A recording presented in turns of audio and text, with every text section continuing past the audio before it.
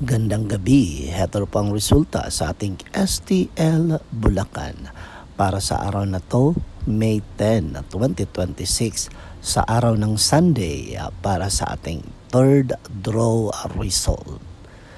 Nandito na ang resulta, maghanda na kayo at ilabas na ang mga STL tickets. Okay? At ang resulta sa ating STL Bulacan third draw result ay ang numerong ito. Alagaan po natin maigi ang ating mga anak at lalong-lalo na ingatan po natin sila at ilayo sa kung anumang kapamakan dahil ang krimen ngayon ay wala nang pinipiling edad. Okay? Mag-ingat kayo palagi. Don't forget to subscribe Purple Green TV. Paki-like, share at comment po. Thank you!